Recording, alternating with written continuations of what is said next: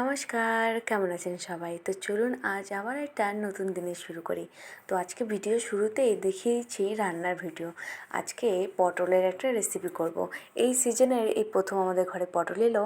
তো পটলগুলোকে বেশ একটু খোসা রেখে রেখে কেটে নিয়ে লবণ হলুদ দিয়ে ভেজে নিয়েছি। আর এখানে বানাচ্ছি ও গ্রেভিটা।